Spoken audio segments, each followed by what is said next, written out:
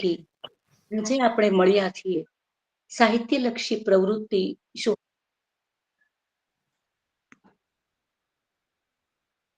Okay, હવે શરૂ થયું. નમસ્કાર મિત્રો. શ્રી અરવિંદભાઈ મણિયાર જનકલ્યાણ ટ્રસ્ટ દ્વારા અનેકવિધ પ્રવૃત્તિઓ ચાલે છે, જે પૈકી આજે આપણે મળ્યા છીએ સાહિત્યલક્ષી પ્રવૃત્તિ શોધકના માધ્યમથી બુક રિવ્યુ કાર્યક્રમમાં. આ તકે શોધકના જન્મદાત્રી આદરણીય શ્રી હંસિકાબેન મણિયાર, કે જેઓ આ ટ્રસ્ટના ટ્રસ્ટી છે, તેમજ અનેકવિધ સંસ્થાઓના તેઓ માર્ગદર્શક પણ છે, તેમને વંદન કરીને આપણો બુક ટોકનો કાર્યક્રમ આપણે હમણાં જ શરૂ કરવા જઈ રહ્યા છીએ.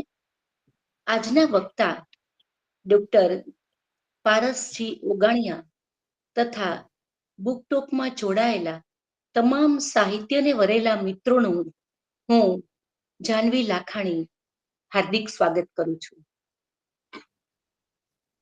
ભારતીય સંસ્કૃતિ મુજબ કોઈ પણ શુભ કાર્યની શરૂઆત આપણે પ્રાર્થનાથી કરીએ છીએ. તો આવો આપણે સૌ પ્રાર્થનામાં સાથે જોડાઈએ. ઓમ સહના ભવતુ સહનો ભુનક્તુ સહ વીર્યમ કરવાવહે તેજસ્વિનાવધીતમસ્તુ મા વિદ્વિષાવહે. ઓમ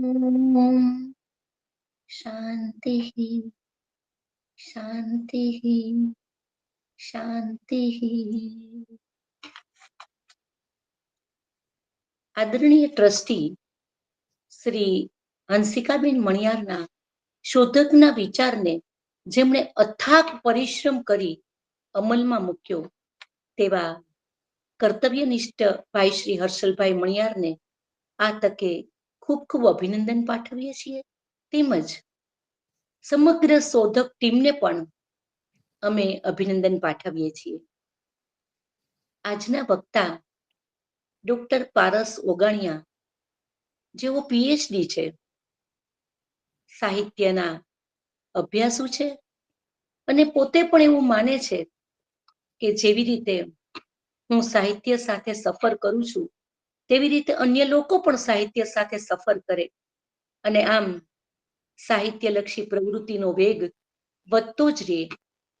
તો તેઓ છેલ્લા 2 વર્ષથી બોટાદમાં નિઃશુલ્ક પુસ્તક પરબનું પણ આયોજન કરે છે અને પુસ્તક પ્રેમીઓને પુસ્તક સેવા પ્રદાન કરે છે. આ ઉપરાંત ઘણી વખત બોટાદમાં અલગ અલગ વક્તાઓને આમંત્રિત કરી લાઈવ બુક ટોકનું પણ આયોજન કરે છે. તો તમે પારસભાઈ ખૂબ સરસ પ્રવૃત્તિ કરી રહ્યા છો. શોધક પરિવાર આ તકે આપને ખૂબ ખૂબ અભિનંદન પાઠવે છે. આભાર. આજે તેઓ જે બુક વિશે રિવ્યુ આપવાના છે, તે લઘુ નવલ છે, જેનું નામ છે શોધ, જેમના લેખક છે ધ્વનિલ પારેખ.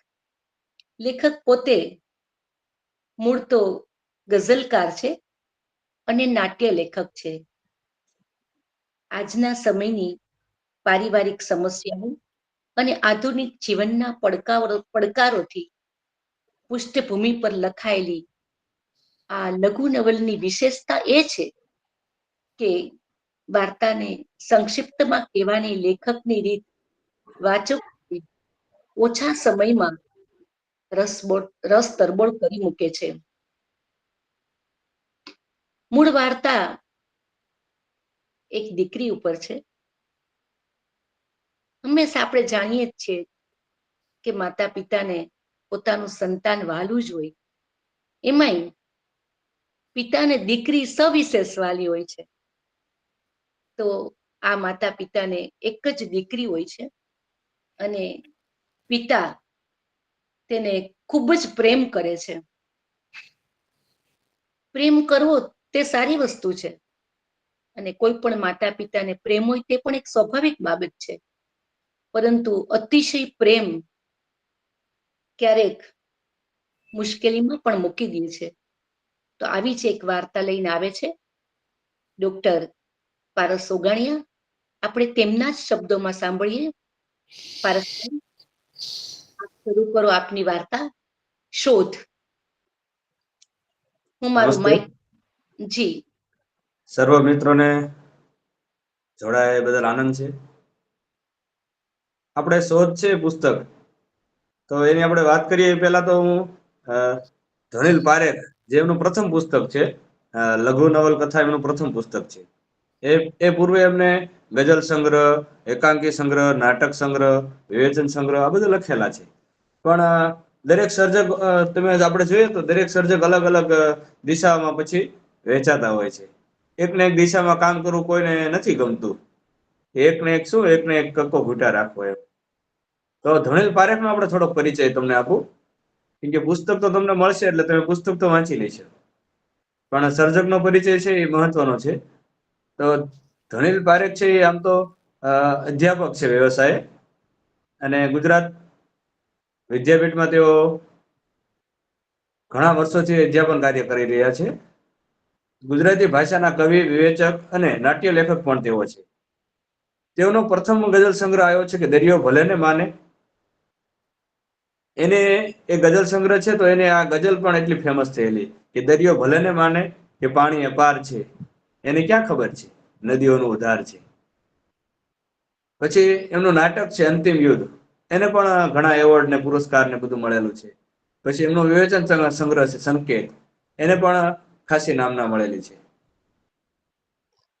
એથી વિશેષ વાત કરું તમને સર્જકની, તો સાહિત્યિક પ્રદાન બદલ તેમને ગુજરાત સાહિત્યિક અકાદમી તરફથી 2008માં યુવા ગૌરવ પુરસ્કાર મળેલો છે. અને સાહિત્ય અકાદમી દિલ્હી તરફથી 2011નો યુવા ગૌરવ પુરસ્કાર પણ મળેલો છે. એટલે આ સર્જક જોવો તો આમ તો યુવાન છે, બંને એમને યુવા પુરસ્કાર મળેલા છે. એ પછી પણ એમને અવિરત કલમ ચાલુ રાખી છે.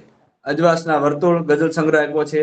પછી વિવેચન સંગ્રહ જોઈએ તો સાક્ષી ભાવ, સંકેત, શબ્દ સંધાન, સમીક્ષિત, રંગત્વ આ બધા છે એમના વિવેચન સંગ્રહ છે.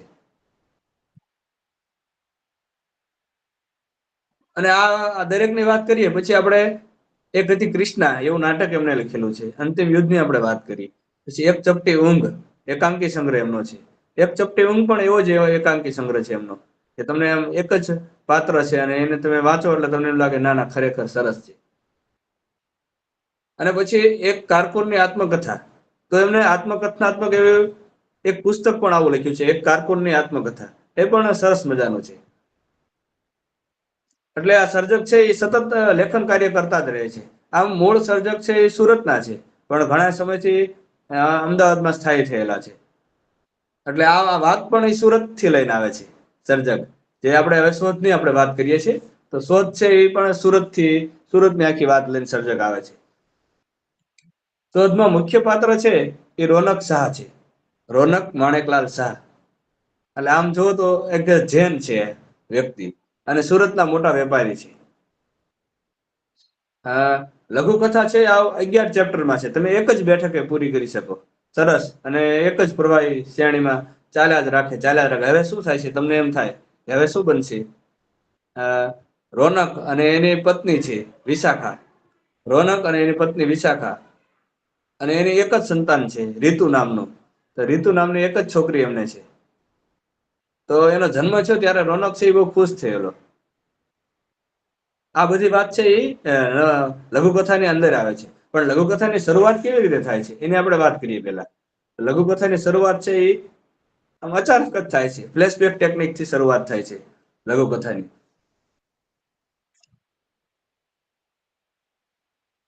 નો પ્લીઝ, નો, છોડો મને છોડો, ચીસો બહાર સંભળાઈ રહી હતી. એટલે આપણને એમ થાય આ કોણ ચીસો પાડે છે, આ કોણ બોલી રહ્યું છે, શું થઈ રહ્યું છે. એક સ્ત્રી અને એક પુરુષ બંધ બારણાના કાચમાંથી પુરુષે અંદર જોવાનો પ્રયત્ન કર્યો. એટલે આ પેલા ચેપ્ટર થી તે વાચકને કુતૂહલ થાય છે કે હવે શું બનશે, આ શું થઈ રહ્યું છે. અને પછી ધીમે ધીમે તમે આખું ચેપ્ટર પૂરું કરો સંપૂર્ણ, એટલે છેલ્લે આવે છે એનું નામ રીતુ શાહ. ઉંમર 20 વર્ષ, યુવાનીની ભરપૂર રીતે મજા માણવાની અને જિંદગીને રંગબેરંગી રીતે જીવવાની ઉંમરે રીતુની જિંદગી અત્યારે તો સફેદ થઈ ગઈ હતી. 20 વર્ષની ઉંમર, હા 20 વર્ષની ઉંમરે રીતુએ 1 થી વધુ વખત આત્મહત્યા કરવાનો પ્રયત્ન કર્યો. એટલે આત્મહત્યા હવે કેમ કરે છે? આપણને બીજો પણ પ્રશ્ન થાય છે. એટલે આપણને વધારે આગળ જવાની ઈચ્છા થઈ છે. હવે લેખક પાછા આવી જાય છે, એ બીજો પડાવ આવે છે. એમાં વાત કરે છે કે તાપી નદીને કિનારે આવેલા મારા બંગલાની બારીમાંથી હું ડૂબતા સૂરજને જોઈ રહ્યો છું. હું રોનક માણેક શાહ. સુરત શહેરમાં આ નામ એટલે બિલ્ડિંગ ના વ્યવસાયમાં મોટું નામ એટલે જે જમીન પર મારી નજર પડે એ પછી રોનક માણક શાહના નામે થયા વગર રહેતી નથી. એટલે એટલો મોટો વ્યક્તિ છે, એનો આખો પરિચય આપ્યો છે. પછી લેખક જ આગળ વાત કરે છે કે હવે આ તો પરિચય બહુ થયો, પણ આપણે મુખ્ય વાત પર જઈએ.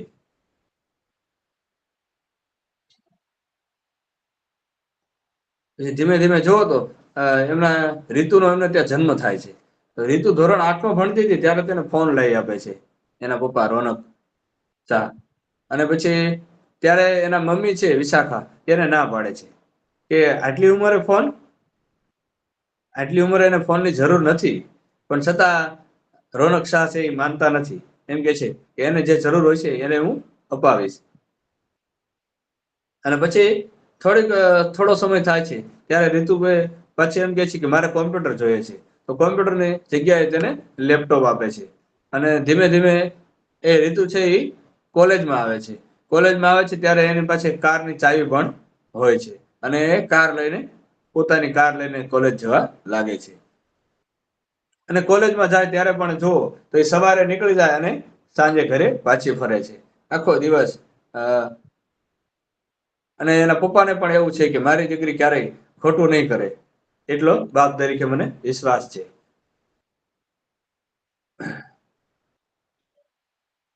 પણ બીજી એક વાત બને છે કે આપણે જોઈએ તો વાસ્તવિક જીવન છે એમાં દરેક લોકોને એકબીજાની જરૂરિયાત પડતી હોય છે. અહીંયા પણ એવું છે કે વિશુ છે એ વિશાખા છે એને વિશુ કહે છે રોનક.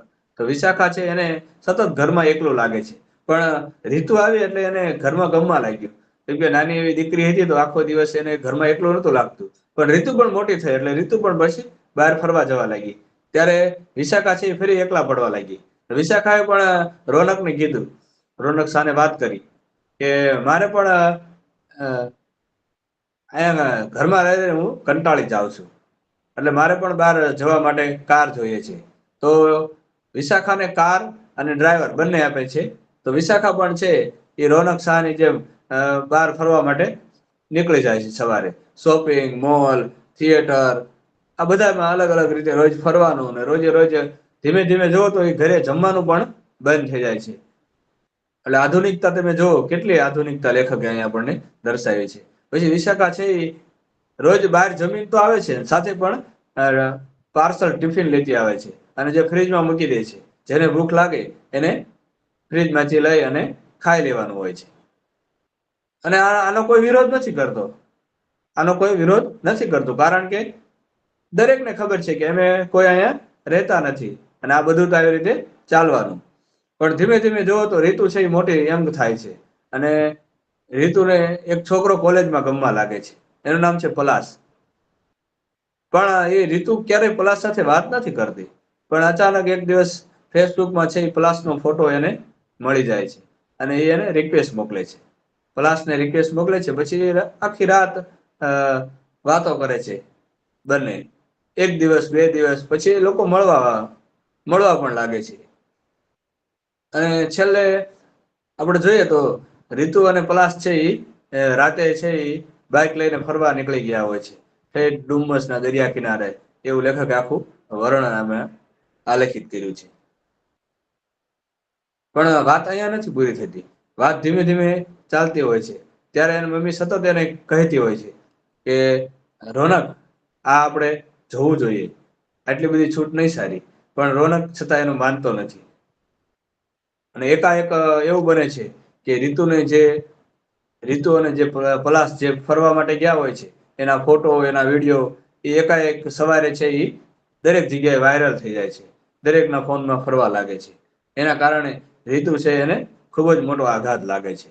આઘાત એટલા માટે લાગે છે કે આ એને જગ જાહેર એને બધી વાત થવા લાગે છે અને એ સતત આત્મહત્યા કરવા માટે પ્રયત્ન કરવા લાગે છે. કેમ કે હવે એને જીવવા માટે એને જીવન યોગ્ય લાગતું નથી. ત્યારે પણ છતાં એના મમ્મી પપ્પા છે એને સંભાળે છે અને વારંવાર હોસ્પિટલે લઈ જાય છે. હોસ્પિટલે લઈ જાય અને પાછી સારવાર એને કરાવે છે. છતાં રીતુ જુઓ તો પાછી એની એ જ હાલતમાં હોય છે.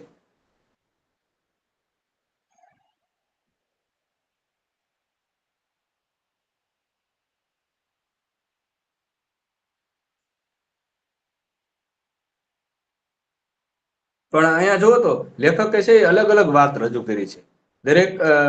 દરેકની વાત અલગ અલગ છે. નવલકથા છે એ લઘુકથા છે એ એક એક કથકથી નથી ચાલતી. અલગ અલગ કથકો છે આમાં. ક્યારેક રીતુ બોલે છે તો ક્યારેક રોનક શાહ બોલે છે, ક્યારેક વિશાખા બોલે છે. દરેકની કથા અલગ અલગ ના મોઢે કહેવાયેલી છે, અલગ અલગ ના મુખે કહેવાય છે. અને આમ જો તો આમાં નાટકીય થોડોક લેખકની થોડીક નાટકની છબી છે, એટલા માટે થોડોક નાટકનો પણ પ્રવાહ આમાં આપણને જોવા મળે છે.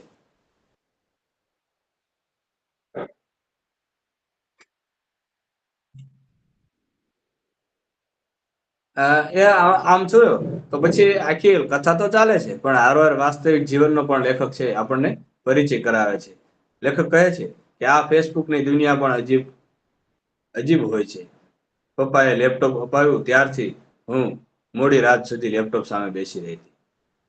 કોલેજની એક ફ્રેન્ડ તેજલે એક દિવસ પૂછ્યું હતું કે રીતુ, તું ફેસબુક પર કેમ નથી દેખાતી? એ જ રાતે ઘરે આવીને મેં ફેસબુક પર મારું એકાઉન્ટ ખોલીને હું મારા કોલેજના ફ્રેન્ડ સર્ચ કરવા લાગી. એમને ફ્રેન્ડ રિક્વેસ્ટ સેન્ડ કરી દીધી. 2-3 ફ્રેન્ડ્સ તરત એક્સેપ્ટ પણ કરી લીધી. ફેસબુકની મારી દુનિયા ખુલતી જતી હતી અને મને પહેલા જ દિવસે મજા પડવા લાગી. પીપલ શ્યોર મેની નાવમાં જણાવ્યા ચહેરા ચમકવા લાગ્યા. અજાણ્યા ચહેરા ચમકવા લાગ્યા. એમાં ચમકી ઉઠ્યો એક હેન્ડસમ ચહેરો. એ ચહેરો પલાશનો હતો. હું એકદમ ક્વેરી થઈ એનો ચહેરો જોતી હતી. પલાશના નામ પર ક્લિક કરી મેં એની પ્રોફાઇલ જોઈ. એની પ્રોફાઇલમાં બીજા પણ ઘણા હેન્ડસમ ફોટોગ્રાફ હતા. પણ મારા આશ્ચર્ય વચ્ચે પલાશ મારી જ કોલેજનો સ્ટુડન્ટ અને આજ સુધી હું એને ઓળખતી નહોતી. મેં પલાશને ફ્રેન્ડ રિક્વેસ્ટ સેન્ડ કરી. ફેસબુક પર 1-2 દોસ્તો સાથે ચેટ કરવાની પણ મજા આવી. હું ફેસબુકનું મારું એકાઉન્ટ સાઇન આઉટ કરવા જતી હતી ત્યાં જ મેસેજ આવ્યો કે પલાશે મારી ફ્રેન્ડ રિક્વેસ્ટ એક્સેપ્ટ કરી છે. હું એકદમ નાચી ઉઠી. પલાશ મારી સામે ઊભો હોય એટલો આનંદ મને થયો. હું પલાશના આનંદમાં હતી ત્યાં જ ચેટબોક્સમાં એનો મેસેજ આવ્યો, હાય. મેં તરત જ જવાબ આપ્યો, હાય પલાશ. એટલે આ રીતે જુઓ ત્યારે વાસ્તવમાં પણ આ બધી ઘટનાઓ બનતી હોય છે. તો લેખકે એ રીતે પણ આને સરસ મજાનું ઉપસાવી આપ્યું છે. અને એકવાર પલાશ અને રીતુ બંને છે એ ગરબામાં સાથે મળ્યા હતા. તો ગરબામાં સાથે મળ્યા તો આખી રાત ગરબામાં સાથે ને સાથે રહ્યા હતા અને મોડે સુધી સવારે પાછા આવ્યા. ત્યારે એના મમ્મીને પ્રશ્ન થયો હતો વિશાખાને કે કેમ સવારે પાછી આ ફરી છે. પણ છતાં એના પિતાને કાંઈ પ્રશ્ન નહોતો કે એ તો ગરબા અને નોરતામાં જાય તો પછી મિત્રો સાથે હોય તો સવારે પાછા ફરે. એટલે આ કથામાં તમે જુઓ તો સતત વિશાખા છે એ સતત ચિંતા કરે છે. કેમ કે એ માતા છે. પણ રોનક છે એ બિઝનેસ અને એશો આરામમાં દીકરી પણ એમ કે દીકરી પણ આવી રીતે ફરે તો એને પણ એ ગમે છે કે દીકરી પણ છૂટથી રહે.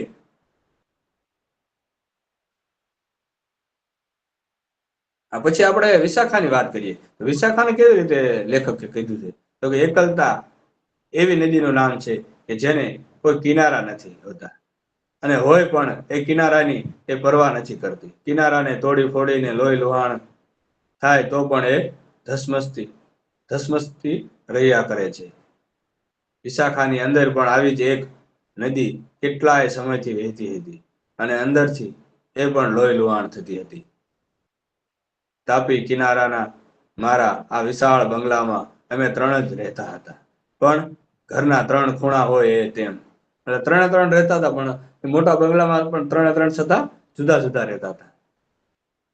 અમારો ત્રિકોણ તો ભાગ્યે જ રચાતો હતો, અને એટલે જ એક દિવસે વિશાખાનો આક્રોશ ફાટી નીકળ્યો હતો. રોનક, હું ગુંગળાઈ મરું છું. આ આટલા મોટા બંગલામાં રીતુ કોલેજ જાય પછી ક્યારે આવશે? કશું નક્કી હોતું નથી. તું ઓફિસ જા, તારું પણ કશું નક્કી નથી હોતું. આ ઘર ગુફા જેવું લાગે છે મને, અને હું એ ગુફામાં ચડતું કોઈ પ્રાણી હોય એમ જીવીએ જાઉં છું. તને અને રીતુને મારા માટે સમય જ મળતો નથી. હું તારી પત્ની અને રીતુની માં છું, એવું તને અને રીતુને ક્યારે ભાન થશે? તમને લોકોને તમારામાંથી ફુરસદ ક્યારે મળશે? રોનક દરવાજો ખોલીને રીતુ પ્રવેશી. આટલી મોડી રાતે મને અને વિશાખાને ડ્રોઈંગ રૂમમાં જોઈને એને આશ્ચર્ય થયું. આવી ગયા આ ઘરના બીજા મોંઘેરા મહેમાન? આવો આવો, તમારું સ્વાગત છે. આ તમારું જ ઘર છે. ક્યારેક ભૂલે ચૂકે પણ ઘરે વહેલા આવીને માની સાથે થોડી વાતો કરી શકાય, જમી શકાય. વિશાખાએ વરસાવવાનું શરૂ કરી દીધું. રીતુને કશું સમજાયું નહીં ને વિશાખા આજે આમ કેમ વર્તે છે? એણે મારી સામે જોયું. મને એ સમજાતું નહોતું કે આજે આમ કેમ. બાપ દીકરી એકબીજાની સામે આમ બાધાની જેમ જોયા શું કરો છો? કેમ આજે મારું વર્તન જુદું લાગે છે? પણ તમને બંનેને ક્યારેય મારા અસ્તિત્વનો ખ્યાલ આવ્યો જ નથી. મારી જ જરૂરિયાતો હોય છે એવું તમને સપનું પણ આવ્યું નથી. એટલે આજે બોલું છું. એ તમને લોકોને ગમતું નથી, પણ બોલ્યા વગર છૂટકો નથી. બાકી ઘરની નોકરાણી કરતા વધારે તમે મારી કોઈ કિંમત કરી હોય, અથવા તમારે પણ નોકરાણીથી વિશેષ કોઈ દરજ્જો હોય એવું લાગતું નથી. વિશાખા બેફામ બોલી જતી હતી, અને હું ને રીતુ એના આમ વારસાનું કારણ શોધવામાં પ્રયત્ન કરતા હતા, પણ કશું જણાતું ન હતું. મેં આગળ પણ કહ્યું હતું કે હું બિઝનેસમાં ખૂપી ગયેલો માણસ. લગ્ન પછી મારી વ્યસ્તતા વધી ગઈ હતી, અને વિશાખાને જોઈએ એવો સમય ફાળવી શકતો નહોતો. મને એમ હતું કે વિશાખા ઘર સાચવશે અને હું મારી રીતે બિઝનેસ કરીશ, પણ એમાં એ ખ્યાલ ન આવ્યો કે વિશાખા ઘરમાં સાચવે કોને? સ્ત્રી તરીકે તેની જરૂરિયાતોનો પણ મને ખ્યાલ ન આવ્યો. બિઝનેસ આગળ મને કશું જ દેખાતું નહોતું કે નથી દેખાતું. રીતુના જન્મ પછી થોડા દિવસો હું ઘરમાં રહ્યો હતો, પણ થોડો સમય, બહુ થોડો સમય. એ થોડા દિવસો મને હજી યાદ છે. રીતુની કોમળ આંગળીઓનો સ્પર્શ મને બહુ જ ગમતો હતો. હું એનો હાથ મારા હાથમાં લઈને બેસી રહેતો હતો. વિશાખા બૂમ પાડતી ત્યારે જ મને ભાન થતું કે ઓફિસે જવાનો સમય થઈ ગયો છે. એ બધો સમય પણ મેં રીતુને જ આપ્યો હતો. વિશાખાને ત્યારે પણ હું સમય આપી શક્યો ન હતો. રીતુનો હાથ છોડીને ઓફિસે જવાનું ગમતું નહોતું, છતાં જવું પડતું હતું. જતો ઓફિસમાં કામ કરવા માટે બેસતો, પણ રીતુ પાસે મૂકીને આવતો હોય એવું લાગતું. ઓફિસનું કામ ક્યારે પૂરું થાય અને ક્યારે ફરી રીતુનો હાથ હાથમાં લઈને બેસવું. ઓફિસથી આવીને સીધો જ રીતુ પાસે પહોંચી જતો અને મોડે સુધી એની હથેળીઓને જોયા કરતો, એની હથેળી વાંચવાનો પ્રયત્ન કરતો. વિશાખાને પણ થતું કે દીકરીના જન્મ પછી રોનક ઘેલો થયો છે, પણ દીકરી માટેની એ ઘેલછા ધીમે ધીમે ક્યાં ઓગળી ગઈ ખબર જ ના પડી. એ દિવસે રાતે બેડરૂમમાં વિશાખાને જે હાલતમાં જોઈ હતી એ જોઈએ ને તો હું વ્યક્તાઈ જ ગયો હતો. રીતુ અમારા બેડરૂમમાં ધસી આવે એ પહેલા જ મેં એને કહ્યું કે બેટા કંઈ નથી, તું શાંતિથી સૂઈ જા. રીતુ ગઈને મેં ઝડપથી રૂમનો દરવાજો બંધ કર્યો અને લાઇટ ચાલુ કરી હતી. વિશાખાની ચાદર ઓઢી દીધી હતી અને મારી સામે જોયા કરતી હતી. હું એની આંખમાં આંખ મિલાવી શકતો નહોતો, પણ એ કામ કરવું શું કામ આવું કરે છે અને ક્યારથી કરે છે એ મારે જાણવું હતું, પણ મારી જીભ ઉપડતી નહોતી. બહુ લાંબો સમય અમે ચૂપ રહ્યા, અને આખરે વિશાખાએ જ પૂછ્યું, તારે મને કશું પૂછવું નથી? પૂછવું તો છે, પણ રીતુ જો રૂમમાં આવી ગઈ હોત તો એ શું વિચારે? કેમ? એને ખબર તો પડે ને કે માની એકલતા કેવી છે. એ હવે નાની કીકલી નથી. પણ વિશુ, આમ અચાનક નથી રોનક, પણ તને ક્યારેય મારા માટે વિચારવાનો સમય જ ક્યાં મળ્યો છે? પણ વિશુ, આ બધું ક્યારથી ચાલે છે? એવું પૂછવાનો તને કોઈ અધિકાર નથી. તું કોઈ વાતનો સીધો જવાબ જ ન આપવાની હોય તો વાત કરવાનો કોઈ અર્થ નથી. વિશાખાનું એ રાતનું બિહેવિયર જોઈને મને એની ભયંકર એકલતાનો ખ્યાલ આવ્યો. એ રાતે એણે મને કશુંક સ્પષ્ટ કહ્યું નહીં, પણ સ્પષ્ટ પૂછ્યું ખરું, તું કોઈ બીજી સ્ત્રીના પ્રેમમાં છે? વોટ? અને મારો ગુસ્સો ફાટી પડ્યો હતો. હું આખો દિવસ બહાર રહું છું એનો અર્થ એ નથી કે બહાર લફડા કરતો ફરું. હું મારા બિઝનેસને કારણે જ બહાર રહું છું, સમજી? ના, આ તો જરા વિચાર આવ્યો એટલે. તારો વિચાર તારી પાસે જ રહેવા દે વિશુ. કેમ? મારી જરૂરિયાત હોય એમ તારી જરૂરિયાત ન હોઈ શકે? એટલે જેમ હું પ્રેમની ભૂખી છું એમ તું પણ હોઈ શકે ને? ઘરમાં એ ભૂખ માટે તારી પાસે સમય નથી એટલે. પ્રેમ? તારે જે નામ આપવું હોય તે. આ રોનક, પણ તે તારા બિઝનેસ આગળ કશું જ જોયું નહીં. પ્રેમ તારી કે મારી એ આપણી જરૂરિયાત છે એવો ખ્યાલ જ તને ના આવ્યો. એ પછી વિશાખા ઘણું બધું બોલી ગઈ, પણ એ બધાનો અર્થ કેવળ એની એકલતા હતો. એ એકલતાની એવી નદી બની ગઈ હતી કે જે ગમે ત્યારે કિનારા કેદાન મેદાન કરી શકે તેમ હતી. અને એટલે જ એ રાત્રે હું એકદમ થરથરી ગયો હતો, ટીવીમાંના પેલા પુરુષની જેમ. એટલે આખું એક ચેપ્ટર છે, આખી વિશાખાની છે એકલતા, એ લેખકે સરસ મજાની ઉપસાવી છે એમાં, અને સરસ મજાની તેની વાત પણ રજૂ કરી છે.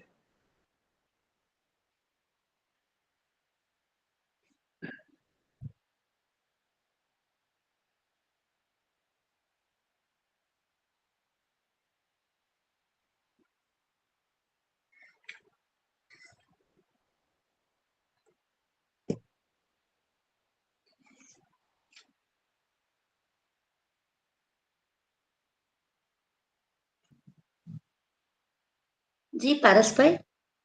હા, પછી આગળ આપણે વાત કરીએ જી. તો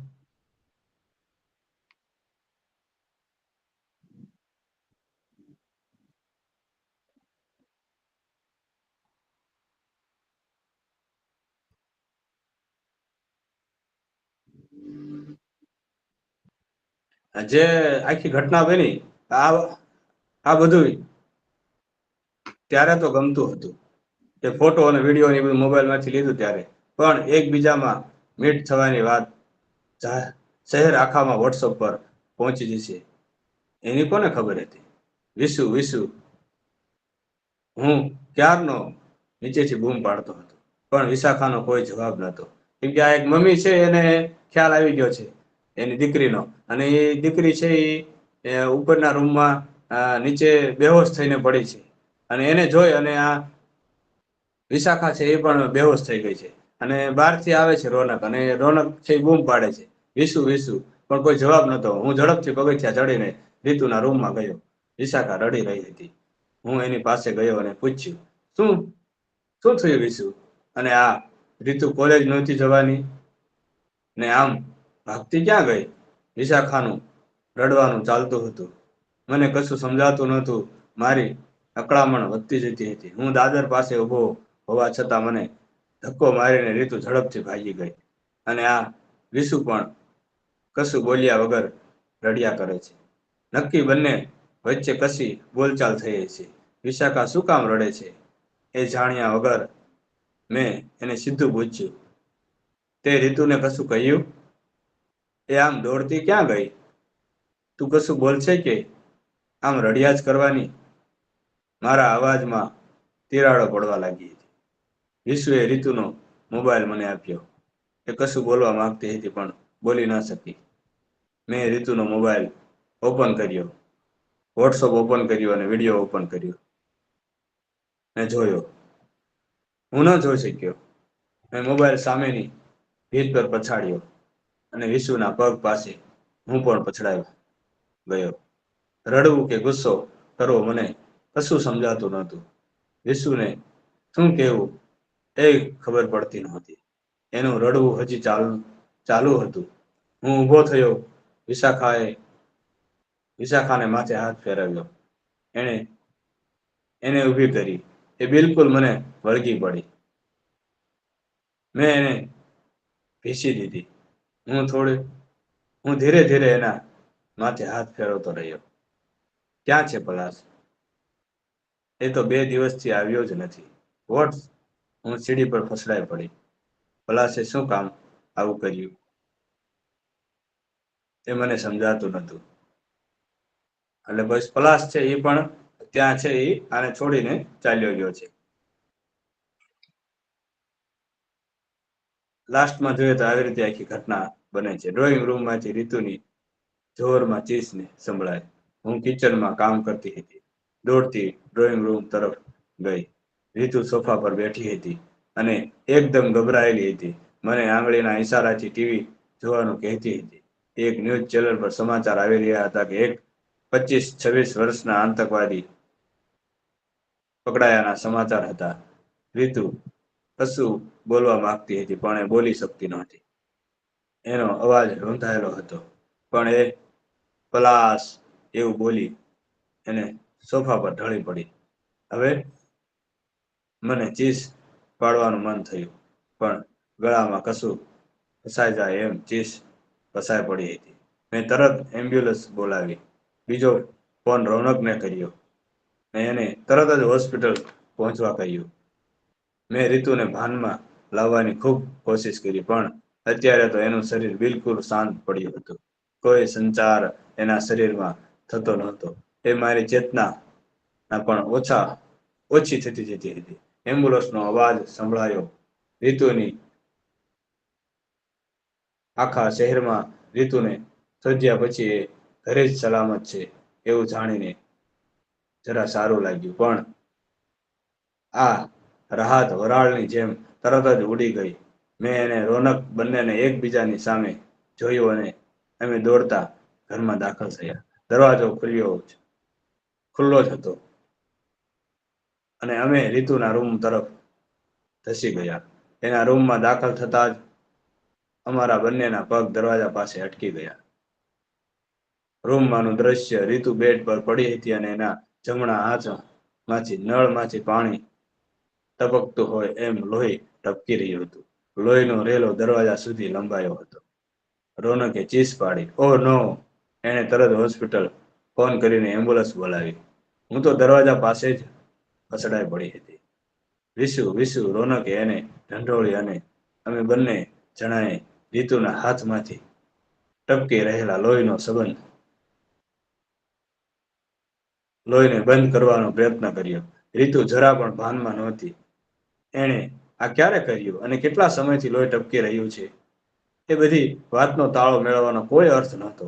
એના ઓશિકા નીચેથી ચપ્પુ મળી આવ્યું. એમ્બ્યુલન્સ આવી અને રીતુને હોસ્પિટલમાં એડમિટ કરી. રોનકની પહોંચને કારણે પોલીસ કેસ બનતો અટકી ગયો. હું અને રોનક બંને ડોક્ટરની કેબિનમાં દાખલ થયા. જુઓ મિસ્ટર શાહ, લોહી ઘણું બધું ગયું છે એટલે એને બ્લડ ચડાવવું પડશે. અમે એ મેનેજ કરી લીધું છે એટલે જ એની ચિંતા ન કરો. ડોક્ટર પણ હવે એને કેમ છે? હું માંડ બોલી શકી. He is now out of danger. ડોક્ટરે એટલી જ શાંતિથી જવાબ આપ્યો. ડોક્ટરની એ શાંતિનો અનુભવ મને પણ થયો. પણ ઊંડો એને આઘાત લાગ્યો એટલે નોર્મલ થતા 2-3 મહિના તો લાગશે.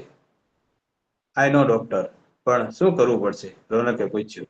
2-3 દિવસ પછી આપણે કોઈ સાયક્રેટિસ્ટને બતાવીશું. કારણ કે એને જે પ્રકારનો આઘાત લાગ્યો છે એ જોતા એ ફરી આવું નહીં કરે એની કોઈ ગેરંટી નથી.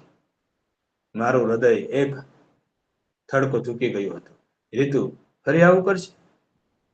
એની સાથે જે થયું છે અને એની જે બદનામી થઈ છે એનાથી એ ભાંગી પડે છે. એ સ્વાભાવિક છે, પણ એ ફરીવાર આવું કરશે? ડોક્ટર, તમે સારામાં સારા સાયકેટ્રિસ્ટને કન્સલ્ટ કરો અને એનો ઈલાજ શરૂ કરો. રોનકે હુકમ આપતા હોય એમ ડોક્ટરને સૂચના આપી. ઓકે મિસ્ટર શાહ, આજે તો એને બિલકુલ આરામની જરૂર છે, એટલે તમે એને નહીં મળી શકો. તમને જોઈને એ અસ્વસ્થતા ગુમાવે કે પોસિબલ છે, એટલે જ આજનો દિવસ વેઇટ કરો. કાલે તમે એને મળી શકો છો. અમે બંને ડોક્ટરની કેબિનમાંથી બહાર નીકળ્યા. બાકડા પર બેઠા રોનકે મારો હાથ હાથમાં લીધો અને હું રોનકના ખભે માથું ઢાળીને ધ્રુસકે ધ્રુસકે રડી પડી. આજે 2 મહિનાના ઈલાજ પછી રીતુ માંડ સ્વસ્થ થઈ હતી. એ 2 મહિના પછી એની રૂમમાંથી બહાર નીકળીને કિચનમાં આવી હતી. એ આવી અને મને પાછળથી વળગી પડી. એનું આ પ્રકારનું વળગી પડવું મને ખૂબ જ ગમ્યું. એનો સ્પર્શ અને એ વાતનો અનુભવ કરાવતો હતો કે એ થોડી સ્વસ્થ હતી. મેં એને પૂછ્યું, કશું ખાવું છે? શું બનાવું તારા માટે? એણે માંડ જવાબ આપ્યો કે ઉપમા. એણે માથું હલાવી હા પાડી. હું ઉપમા બનાવવાની તૈયારી કરવા લાગી ત્યાં એ ફરી મને વળગી અને રડવા લાગી. મેં એને ખુરશી પર બેસાડી અને મારી છાતી સાથે વળગાડી દીધી. હું જાણતી હતી કે એટલું મને વળગીને રડશે એટલી જલ્દી સ્વસ્થ થશે. મેં એને રડવા દીધી. એ રડતા રડતા માંડ બોલી, સોરી વિશુ, પણ મેં કશું કહ્યું નહીં. મારી દીકરીને એની ભૂલ સમજાતી હતી. એ જ મારા માટે પૂરતું હતું, એટલે વધારે સલાહ શિખામણની મને જરૂર ન લાગી. રીતુ, તે ઘણા વખતથી ટીવી નથી જોયું. જા ડ્રોઈંગ રૂમમાં બેસીને ટીવી જો, તારું માઇન્ડ ફ્રેશ થઈ જાય. હું ઉપમા બનાવીને લાવું છું, પછી આપણે બંને ખાઈશું. એ ટીવી જોવા બેઠી અને ફરી ધરતીકંપ થતો હોય એવો આંચકો આવ્યો. પ્લાસ ખરેખર તો પરવેજ હતો અને એને રીતુનો ખરેખર જવા દો, કશું એમ નથી. એટલે જે આ પલાશ છે એ ખરેખર અન્ય વ્યક્તિ જ હતો. એના કારણે આખી આ ઘટના બની. તો આપણે આમાં થોડાક અંશોનું આપણે વાંચન કર્યું. તમે જોવો તો સાવ સરળ ભાષામાં લેખકે આખી લઘુકથા લખેલી છે અને એની વાત છે એમ જ સરળ રીતે મૂકેલી છે. તમે એક જ બેઠકે પૂરી કરી શકો. આખી વાત વાંચો તો તમને ખ્યાલ આવે કે લેખકે કેવી રીતે આખી વાતને વણી લીધી છે. વાત તો ખાલી એટલી જ નાની એવી જ છે કે એક દીકરી એના મમ્મી પપ્પા એ દીકરીને કેવી રીતે સાચવે છે અને દીકરીને પોતાના મિત્રો સાથે મળી અને કેવી રીતે અન્ય સાથે જોડાઈ જાય છે અને આખા કુટુંબમાંથી સમય નથી. મેન તો આધુનિકતાના ભાગરૂપે આપણે જોઈએ તો કોઈ પાસે આજે સમય નથી. આ સમયના કારણે છે એ બધા કુટુંબ પરિવાર બધા જુદા પડતા જાય છે. જાનીબેન એવું કહીશો થોડી વાત કરે? ઓકે પારસભાઈ, ખૂબ ખૂબ અભિનંદન.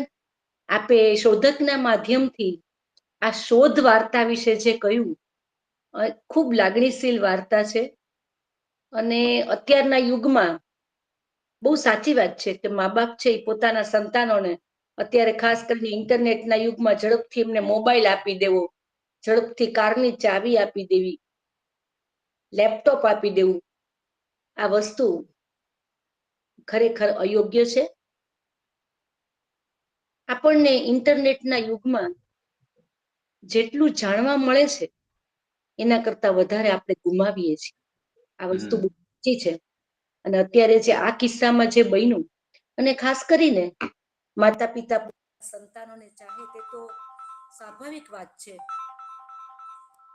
પરંતુ માતા પિતા પોતાના સંતાનોને ચાહે, તેને પ્રેમ કરે, તે બહુ સાચી વસ્તુ છે, પરંતુ તેનો અતિરેક ન હોવો જોઈએ. જ્યારે જરૂર પડે ત્યારે એને ખીજાવવું પણ જોઈએ, લાલ આંખ પણ બતાવવી જોઈએ. અને સંતાનો શું કરી રહ્યા છે, ક્યાં જાય છે, કોની સાથે વાત કરે છે, તેવું પણ માતા પિતાએ મિત્ર બનીને તેમની સાથે વર્તન રાખવું જોઈએ. તો ખબર પડે કે ખરેખર શું ચાલી રહ્યું છે. અને પોતાના સંતાનોની જેવી રીતે આ પરિસ્થિતિ સર્જાણી, તેમાં મેઇન વસ્તુ એ છે કે પોતાના બાળકને વધુ પડતા લાડ કર્યા, વધુ પડતી બધી વસ્તુઓ આપી. તો આ તકે અહીંયા ઘણા બધા વાચકો જોડાયેલા છે, તો કોઈને કઈ પ્રતિભાવ આપવું હોય આજની વાર્તા વિશે તો આપી શકે છે. અને જાનવીબેન, આ આપણે લઘુકથામાં મેન તો એ છે કે સમય નથી. આજના સમયમાં તમે જો તો આજે પણ આ ઘટના બની રહી છે કે વિશાખા છે, વિશાખા એની માટે પણ સમય નથી. તો વિશાખા પણ એવું વિચારે છે કે હું એને પણ એક ટૂર લઈ દે છે, હોન્ડા સિટી, અને એક ડ્રાઈવર આપી દે છે. એ પણ ફરવા લાગે છે સવારે સાંજે થિયેટરમાં, અને પછી બહારથી જમવાનું પણ ઘરે બનતું નથી. સાવ સાચી વાત છે. અને વર્તમાન સમયમાં આ બધું બનવાનું કારણ પણ આ જ છે, આ જ છે કારણ. તો અહીંયા ઘણા બધા વાચકો જોડાયેલા છે. કોઈને આમાંથી કશું કેવું હોય તો કહી શકે છે. હેન્ડ રેઝ કરે પ્લીઝ, હેન્ડ રેઝ કરે.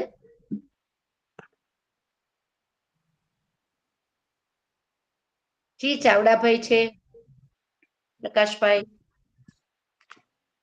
અનુજા. અચ્છા, કોઈને કશું કેવું છે? જી, કોઈને કશું કેવું હોય તો હેન્ડ રેઝ કરી શકે છે. કે આજના યુગમાં આપણે બાળકોને જે સવલત આપીએ છીએ, ખાસ કરીને ઇન્ટરનેટની, અને એમાં બાળકો છે એ ખાસ કરીને ફેસબુકમાંથી કોઈ અન્યને જોવે છે અને એકદમ તેની સાથે પોતે વાતચીત શરૂ કરે છે, તો આ વસ્તુ યોગ્ય નથી, જેનાથી આવી બધી સમસ્યાઓ સર્જાય છે. અચ્છા, કોઈનો હેન્ડ રેઝ થયો છે, પ્લીઝ બોલી શકે છે. આપનો માઇક ઓન કરો પ્લીઝ. ખૂબ સરસ વાત કરી પારસભાઈ. જી, એક સમાજને ટૂંકો, માતા પિતાને એક ટૂંકો સંદેશ આપતી વાત કરી પારસભાઈ. જી, જી. કે માતા પિતાએ અત્યારે ખૂબ ચેતવાની જરૂર છે. બધી વાતમાં જો માતા પિતા બાળકની જીદ પૂરી કરશે તો બાળક પછી હાથમાં નથી જ રહેવાનું.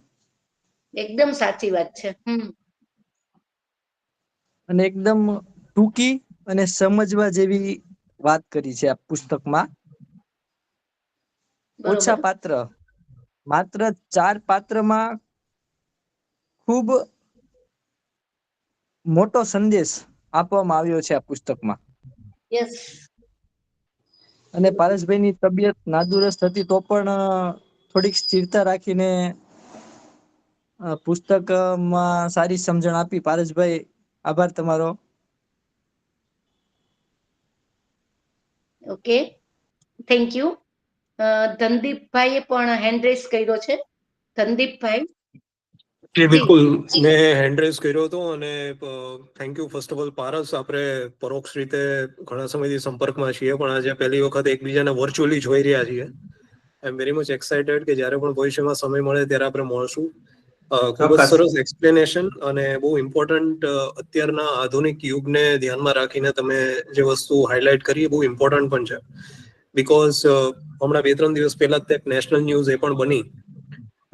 આને થોડાક અધર કન્ટેક્સમાં કહું તો કે એક બાળક, એટલે મતલબ હમણાં જ જે નેશનલ ક્રાઇમ બ્યુરોના આંકડા આવ્યા એ શોકિંગ હતા કે દર વર્ષે હજારોની જગ્યાએ લાખોની સંખ્યામાં બાળકો, એટલે કે એડલ્ટ એજ સુધીના બાળકોની suicidal death just because of technology અને એમની જીદ પૂરી ન થવાના કારણે થઈ રહી છે.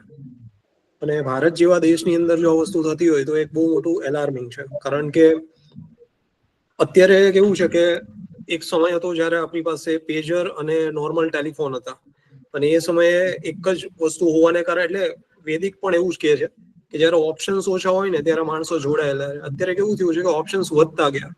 પેલા દૂરદર્શન એક હતું એટલે બધું જોડાયેલું હતું, પછી કેબલ ટીવી આવ્યું, પછી સ્માર્ટ ટીવી આવ્યા, અને હવે એવું થઈ ગયું છે કે દરેકના હાથની અંદર સ્માર્ટ ટેકનોલોજી છે. એટલે what is happening is that કે ટેકનોલોજીનું એડપ્શન રાઈટ વેમાં થવું જરૂરી છે. એનું ગાઈડન્સ મા બાપે પોતાના બાળકોને સાચા વેમાં આપવું બહુ જરૂરી છે. પ્લસ હું પોતે પણ એને બિલીવ કરું છું કે બાળકની એક પર્ટિક્યુલર એજ જ્યાં સુધી ના આવે ત્યાં સુધી એને એ લેવલની ફ્રીડમ ના આપો જેને કારણે બાળક કારણ કે બાળકની બુદ્ધિ જે છે એક લેવલ સુધી ડેવલપ થતી હોય છે. એટલે જેટલી ગ્રોઈંગ એજ છે એમાં જે વસ્તુ જોશે એનું ઓબ્ઝર્વેશન વધારે હોય, અને 18 વર્ષ પછી એવું થાય કે એના એક્શન્સ વધારે હોય. તો I totally correlate this with the global problem. આ ખાલી ભારત દેશનો નથી. તમે જે વસ્તુ કીધી અને એક્સપ્લેન કરી એ ઇશ્યુ આખા વૈશ્વિક લેવલે છે, અને દરેક લોકો આનાથી પીડાઈ રહ્યા છે. પણ સૌથી વધારે સરપ્રાઈઝની વાત એ છે કે આ બધાની વચ્ચે જ એઆઈ નો જન્મ થઈ ચુક્યો છે, એમઆઈ નો જન્મ થઈ ચુક્યો છે, મશીન લર્નિંગ નો જન્મ થઈ ચુક્યો છે. અને પુરાણોની અંદર જે વસ્તુ કહેવામાં આવી હતી કે એક સમય એવો આવશે કે જ્યારે ફક્ત ને ફક્ત ટેકનોલોજી અને વિજ્ઞાનને કારણે લગ્ન પ્રસંગ જેવી ઘટના પણ મ્યુઝિયમમાં જવા સમાન બની જશે. એટલે કંકોત્રી ભવિષ્યમાં આવશે તો માણસો એવું વિચારશે કે યાર લગ્નની કંકોત્રી ચલો જોઈએ શું થાય છે. એ લેવલ સુધી વિજ્ઞાન પહોંચવાનું છે. તો 100% હું આ વાતને સમર્થન આપું છું કે ટેકનોલોજી એ આશીર્વાદ પણ છે ને અભિશાપ પણ છે. એ ડિપેન્ડ કરે છે વ્યક્તિ ઉપર કે એને કઈ રીતે યુટિલાઇઝ કરે છે. કારણ કે ન્યુક્લિયર પાવર એક એવી વસ્તુ છે કે તમે એનાથી બોમ્બ પણ બનાવી શકો, અને તમે એનાથી હાઈ પાવર ઇલેક્ટ્રિસિટી જનરેટ પણ કરી શકો. હવે આપણી ઉપર છે કે આપણે ઘર ઉજાડવાના છે કે ઘર બગાડવાના છે. તો આનાથી હું વિનવીશ. અને ખરેખર બહુ આનંદ આવ્યો પારસ, મને જાણવા મળ્યું કે તમારી તબિયત પણ ઓકે નથી. સો ગેટ વેલ સૂન મારા તરફથી. Take care of your good self અને will surely be in touch. Thank you. Okay, thank you ધનવીરભાઈ. આપે બહુ સાચી વસ્તુ કીધી કે ટેકનોલોજી એક આશીર્વાદ રૂપ છે અને સાથે સાથે એક શાપરૂપ પણ છે. કેવી રીતે એનો ઉપયોગ થાય છે એ વસ્તુ બહુ જરૂરી છે. અને પારસભાઈ, આજે આપની તબિયત સારી નથી, હમણાં જ જાણ્યું, તો ઝડપથી આપ સાજા થઈ જાઓ. અને ખાસ કરીને જ્યારે તમે એક સાહિત્ય સાથે જોડાયેલા છો ત્યારે ફટાફટ તમારી તબિયત સરસ થઈ જાય અને આપ બધાને સાહિત્યલક્ષી માર્ગદર્શન આપો તેવી શુભકામના. અનુજાબેન કશું કહેવા ઈચ્છે છે? અનુજાબેન હેન્ડ્રેસ જી. નમસ્તે જાહ્નવી મેમ, નમસ્તે પારસ સર. હું કંઈક કહેવા માંગુ છું. આ જે લઘુ નોવેલ પારસ સરે રીડ કરી, તો આજથી 2-3 વર્ષ પહેલા આવું જ એક નાટક અમારી કોલેજમાં અમે ભજવ્યું હતું, અને સેમ કેરેક્ટર કે એ દીકરી જે છે એકની એક છે અને એના પેરેન્ટ્સ જે છે એને બધી જ ફેસિલિટી આપી દે છે. ત્યારે એ દીકરી આમ પાગલ જેવી થઈ જાય છે after the use of technology, Facebook, Instagram ને અધર સોશિયલ મીડિયા યુઝ કરીને. એના ફ્રેન્ડ્સ, એ જે સોશિયલ મીડિયાના ફ્રેન્ડ્સ છે એ જ એને સાચા ફ્રેન્ડ્સ લાગવા માંડે છે, કે એના જે રિયલ પેરેન્ટ્સ છે કે એની આજુબાજુની જે દુનિયા છે એ બધું ભૂલી જાય છે. તો જ્યારે પારસ સર એટલી સરસ રીતે રીડ કરતા હતા, એક્સપ્લેન કરતા હતા, તો મને એ જ્યારે મેં ભજવ્યું હતું આ નાટક, ત્યારે હું જ એની મેઇન કેરેક્ટર હતી, કે મારું જ પાત્ર એવું હતું જે રીતે રીતુ ની જે સિચ્યુએશન છે તો એ મેં જ ભજવ્યું હતું. તો મને એ મારા સ્મરણો મને યાદ આવ્યા કે આ મેં ભજવેલું છે. તો બહુ સરસ રીતે એક્સપ્લેન કર્યું, અને ધ્વનિલ પારેખ સરે બહુ જ સારી વાત, કે આજના જમાનામાં બહુ જ યુઝફુલ છે કે આ વસ્તુ જરૂરી છે બધાને બતાવવા માટે કે આ મિસયુઝ થાય છે જે વસ્તુનો. કે ઘણીવાર કેવું હોય છે કે એક ના એક બાળક હોય તો એની પાસે કોઈ ઓપ્શન્સ નથી હોતા, તો એ આવા બધી ટેકનોલોજીમાં જોડાઈ જતા હોય છે, આવી બધા અલગ અલગ દિશામાં ફંટાઈ જતા હોય છે. તો ત્યારે આવું કે વધારે પડતી જે ફેસિલિટીઝ છે તો એમને વધારે બગાડતી હોય છે, એમની જીવન જે દિશા છે એનાથી અલગ થઈ જતા હોય છે. એમના ફ્રેન્ડ્સ કેવા ચૂઝ કરવા એમને ખ્યાલ રહેતો નથી. તો બહુ સરસ લઘુ નોવેલ જે શોધ છે એ સરસ રીતે એક્સપ્લેન કર્યું પારસ સરે, અને કંઈક નવું જાણવા મળ્યું માં જોડાઈને. તો thank you so much Jahnavi ma'am and Paras sir.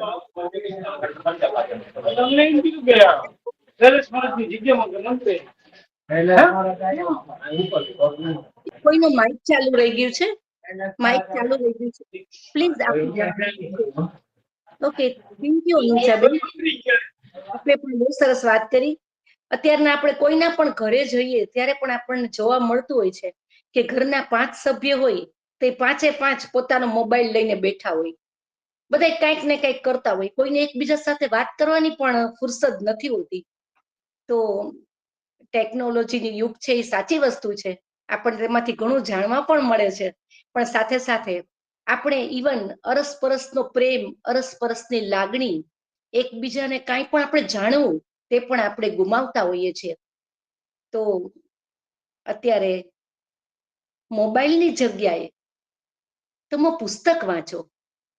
અને શ્રી અરવિંદભાઈ મણિયાર્ચન કલ્યાણ ટ્રસ્ટ આયોજિત જે આ પુસ્તક સેવાનો પ્રારંભ છે, શોધક સેવા, એ શોધક સેવા એક એવું કરે છે કે તમને કોઈ પણ પુસ્તક જોઈએ તો તમે તેમાં કહી શકો છો.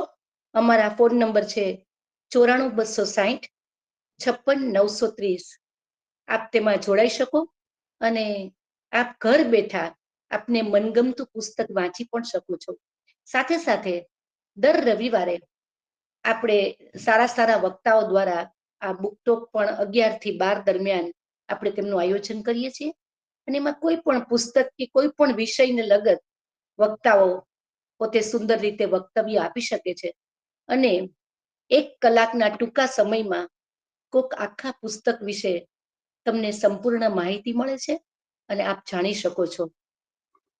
મને કહેતા ખૂબ જ આનંદ થાય છે કે અત્યારે શોધક સેવામાં 7,000 કરતા વધારે વાંચકો આ સેવાનો લાભ લઈ રહ્યા છે. આપ પણ આમાં જોડાઈ શકો છો. હવે મારે એક વસ્તુ કહેવાની કે આજના લેખક પોતે ગઝલકાર પણ છે. મને તે જાણીને વિશેષ આનંદ એટલા માટે થયો કે મને પોતાને પણ ગઝલ લખવી ગમે છે અને આપણી પાસે હજુ 2-5 મિનિટનો સમય છે. તો હમણાં મે મહિનાના અખંડાનંદમાં મારી એક કવિતા પ્રસિદ્ધ થઈ છે. તો આપ સૌને વાંચી સંભળાવું. સંભળાવો. હા પારસભાઈ, મારી કવિતા છે સંતોષ. મે 2025ના અખંડાનંદના 13મા પેજ ઉપર મારી આ કવિતા આવેલ છે. જખમો યાદ કરીને જિંદગી નથી જીવવી, જખમો યાદ કરીને જિંદગી નથી જીવવી, તૂટેલા સપનાઓ જોડી ખુશી નથી મનાવવી, 2 હોઠ વચ્ચેના સ્મિતને ટકાવવું છે અંત સુધી, 2 હોઠ વચ્ચેના સ્મિતને ટકાવવું છે અંત સુધી, બદલાતા પ્રવાહમાં નાવ નથી હંકારવી. હવે કોઈ પણ તબક્કે માણસને મુશ્કેલી તો આવવાની, બધાના જિંદગીની અંદર કંઈક કંઈક પ્રોબ્લેમ આવે, પણ આપણે હિંમતથી તેમનો સામનો કરવો પડે. અટકી ગયેલા ડુસકાઓને દાટી દઈશ પાયામાં, અટકી ગયેલા ડુસકાઓને દાટી દઈશ પાયામાં, ઘવાયેલી લાગણીઓને ચણી દઈશ દિવાલોમાં, પથ્થરોને તોડી રસ્તો કરીશ શિલાને આંબવા, પથ્થરોને તોડી રસ્તો કરીશ શિલાને આંબવા, દર્શન કરીશ બંધ આંખોએ શિવજીના,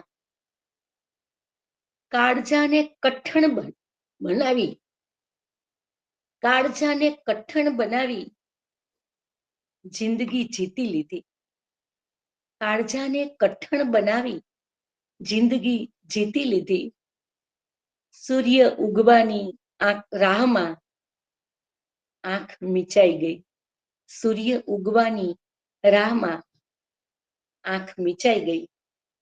તો આ મારી કવિતા આપ સૌને ગમી હશે. જી પારસભાઈ, સાંભળી બરોબર? ખૂબ સરસ. તમે જે શીલા ને આંબા વાળી લાઈન કીધી સરસ હતી. જી એકવાર રિપીટ કરશો તો ગમશે. અચ્છા, કઈ લાઈન રિપીટ કરું? અટકી ગયેલા ડુસકાઓને? ના, પથ્થરો તોડીને શીલા ને આંબા. ઓકે.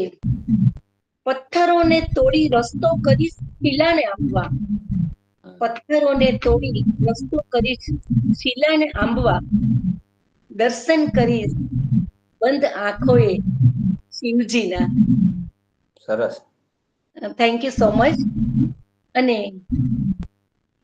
આપ અહીંયા ઘણા બધા જોડાયા છે અને મેં અત્યારે બધાની વાતો સાંભળી ત્યારે મને એવું ચોક્કસ લાગ્યું કે તમે પણ બુક ટોક આપી શકો. તો કોઈ પણ બુક ટોક આપવા ઈચ્છતા હોય તો અમારો કોન્ટેક્ટ કરી શકે છે. આપણા કુલદીપભાઈ છે એ પણ સારા વાચક છે. હા, કુલદીપભાઈ છે, આપણા કુલદીપભાઈ ખાચર ને? ના ના, કુલદીપભાઈ વસાણી છે, હાલ અત્યારે જોડાયેલા છે ને, એ અચ્છા પણ અચ્છા, સારા વાચક છે. ઓકે. આ કુલ લખ્યું છે, કુલ હા, લખ્યું છે. પછી ધીરેન્દ્રભાઈ છે એ વાઘેલા, એ પણ શિક્ષક છે અને વાચક પણ છે. અચ્છા અચ્છા, બરોબર છે. ઓકે. ધીરેન્દ્રભાઈ, આપનો પરિચય આપશો થોડો? ધીરેન્દ્રભાઈ હાલ જી ગ્રંથાલયમાં જ બેઠા લાગે છે. જી. હેલો, નમસ્કાર. નમસ્કાર. નમસ્કાર. હું પ્રાઇમરી સ્કૂલમાં ટીચર છું અને પારસભાઈ સાથે જોડાયેલું છું. આ આપણે બુક ટોકમાં સાથે જોડાયા ત્યારે ખૂબ આનંદ આવ્યો મને. જી રવિવારે પારસભાઈ ત્યાં આપણે બોટાદમાં બધું કાર્યક્રમ કરે છે હમ, અને જી પુસ્તક પ્રેમીઓમાં ખૂબ લોકપ્રિય છે. જી સરસ. સરસ. પણ આપણે, તમે જે પુસ્તક વાંચો છો એની કોઈ દિવસ વાત કરો પુસ્તક પર્વમાં. હા જી, અત્યારે હું જે પુસ્તક વાંચું છું એની ખાલી તમને 1 મિનિટ જસ્ટ. જી જી, ચોક્કસ કેવું. તમને આમાં અવળું દેખાશે.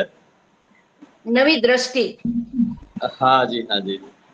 નવી સ્વામી સચ્ચિદાનંદ જીનું છે. 1989માં એમણે આ પુસ્તક લખેલું છે. જી સાંપ્રત સમયમાં એટલું જ પણ એ પ્રસ્તુત છે. જી એટલે ખૂબ સરસ, પુસ્તકમાં ઘણું જાણવાનું આપણને માર્ગદર્શન મળે છે. બરોબર છે. તો thank you so much Dhirendrabhai. અને પારસભાઈ, હા આપ જે હા બેન. બીજા બુક ટોક આપી શકતા હોય, આ ધીરેન્દ્રભાઈ છે કે બીજા તમારા મિત્ર વર્તુળમાં કે જેઓ આ છે એ ખરેખર પુસ્તક કુલદીપભાઈ રેગ્યુલર પુસ્તક વાંચે છે. એમના કામના સમયમાં પણ એ પુસ્તક રોજ વાંચતા હોય છે. અચ્છા અચ્છા, બરોબર છે. તો આપણે એમને પણ આપણે આમંત્રણ આપીએ છીએ કે આપણે દર રવિવારે જે બુક ટોક થાય છે એમાં તેઓ પણ પુસ્તક પરિચય આપી શકે. અને આપ તેમને આપનો કોન્ટેક્ટ નંબર આપશો અને ચોક્કસ. આપણે નવી નવી માહિતી મળે, નવા નવા પુસ્તકો વિશે જાણવા મળે, એવું જ આપણો પ્રયત્ન છે. કુલદીપભાઈને એવો શોખ છે કે નવા નવા જે પુસ્તકો બહાર પડ્યા હોય ને એનું વધારે વાંચન કરે છે. અને અચ્છા ધીરેન્દ્રભાઈ છે એ કઈક પુસ્તકોમાં એવું તથ્ય હોય એવા પુસ્તકો શોધે છે. એટલે સરસ. બંનેનો શોખ અને રસ જુદો જુદો છે. અચ્છા, કુલદીપભાઈ, આપે કયું પુસ્તક વાંચ્યું છેલ્લું? કુલદીપભાઈ, હેલો, આપે છેલ્લું કયું પુસ્તક વાંચ્યું? કુલદીપભાઈ, આપનું માયક બંધ છે. માઇક ચાલુ કરો, કુલદીપભાઈ, માઇક ચાલુ કરો. એક ચાલુ કરો કુલદીપભાઈ.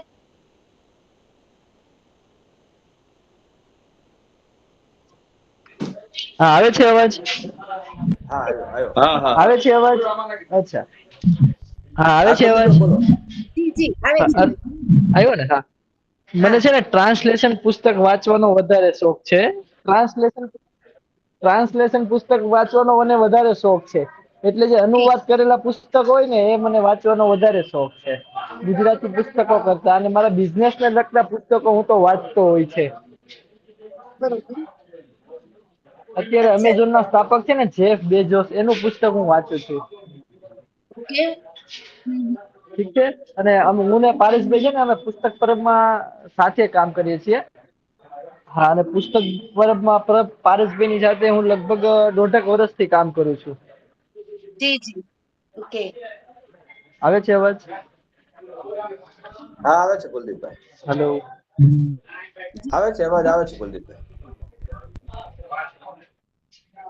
હા હા, સારું સારું. અત્યારે થોડોક વ્યસ્તતાના કારણે પારસભાઈ નહીં વધારે વાત કરી શકો. એક ફંક્શનમાં આવેલો છું અત્યારે, એટલે ચોક્કસ ચોક્કસ, આપનો ખૂબ ખૂબ કાંઈ આભાર. હેલો, પારસભાઈ, મારે 2 શબ્દો કહેવા છે. હા, જી, બોલો બોલો. ધીરેન્દ્રભાઈ. આજે સાહેબ કુલદીપભાઈ વાત કરી ને ટ્રાન્સલેશન વાળા પુસ્તકો, જી. તો આપણા ગુજરાતી ભાષામાં વિદેશી સાહિત્યના પુસ્તકો બહુ ઓછા છે જે ટ્રાન્સલેટ થયા હોય. જી, એટલે મને પણ ઘણી વાર થાય કે આપણે અંગ્રેજી ભાષા જો સારી રીતે સમજી શકતા હોઈએ તો બરોબર. ઇંગ્લિશ લિટરેચરનો પણ આપણે સારો લાભ મળી શકે, જ્ઞાન મળી શકે. જી તો આ બાબતે પારસભાઈ કદાચ ગાંધીનગર રહેતા હોય ને કોઈ નવું જાણકારી હોય તો જણાવશો ટ્રાન્સલેશન માટેની. ચોક્કસ. હાલ છે એ બધી આપણે અનુવાદની આખી યોજના ચાલુ થઈ છે હાલ. જેમાં બરોબર. જે આપણે ગુજરાતી સાહિત્યના પુસ્તકો છે એ પણ ઇંગ્લિશમાં લઈ જવાના છે. અને ઇંગ્લિશમાં જે અનુવાદ થયેલા છે, બહારની ભાષાના અનુવાદ છે, મરાઠી છે, એ બધા આપણે ગુજરાતીમાં પણ લાવવા પ્રયત્ન થઈ રહ્યા છે સરકાર તરફથી. એટલે એ પણ સારી બાબત છે એક. બહુ સારી વાત કરી. સરસ સરસ. અને ખાસ અને કરીને આજે હિન્દી દિવસ છે એ બદલ આપણે હિન્દી દિવસની ખૂબ ખૂબ શુભેચ્છાઓ. Thank you. અને હું તો હિન્દી ભણાવું છું હો પારસભાઈ 6 થી 8 માં. સરસ, ખૂબ સરસ. सभी को श्री આ ચાવડા સાહેબ અગર વાત કરી હોય તો ચાવડા સાહેબ બે શબ્દ વાત કરશે. हेलो, आप सभी को श्री अरविंद भाई मणियार जन कल्याण ट्रस्ट की ओर से हिंदी दिवस की शुभकामना व्यक्त करती हूँ. બોટાદ જેટલા નાના ગામની અંદર કેટલી વસ્તી હશે? લગભગ કેટલી વસ્તી હશે બોટાદ?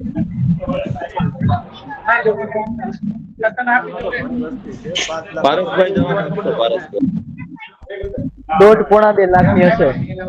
1.5-2 લાખ. ઓકે ઓકે કુલદીપભાઈ, બોટાદ જેવા નાનકડા ગામમાં આટલી સુંદર સાહિત્યલક્ષી પ્રવૃત્તિ ચાલે છે. અને પારસભાઈ, તમે દર વીકની અંદર જે તમે આ કરો છો એક, અને પાછો તમે બુક ટોકનો કાર્યક્રમ એ કરો છો, અને પુસ્તક પરત પણ ચલાવો છો.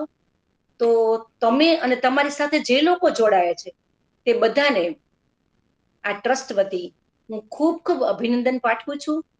અને બોટાદ તેમજ આપના જાણીતા અન્ય શહેરમાં પણ આ જે સાહિત્યલક્ષી પ્રવૃત્તિ છે તેનો વ્યાપ વધતો રહે, તે માટે ભવિષ્યમાં પણ તમે ખૂબ જ પ્રગતિ કરો તેવી આ તકે હું આશા સેવું છું. આપણો ખૂબ ખૂબ આભાર. અહીંયા પૂર્ણ જાહેર કરીએ છીએ. સમય થઈ ગયો છે. આવતા અઠવાડિયે ફરી એકવાર મળશું એક નવા પુસ્તક સાથે, નવા વક્તા સાથે. ત્યાં સુધી એક નાનકડો વિરામ લઈએ. ધન્યવાદ. Thank you. ભાઈ, આપનો ખાસ ખાસ આભાર. Okay, thank you. અને સૌ વાચક મિત્રોને પણ આપણે આભાર માનીએ છીએ. Thank you so much.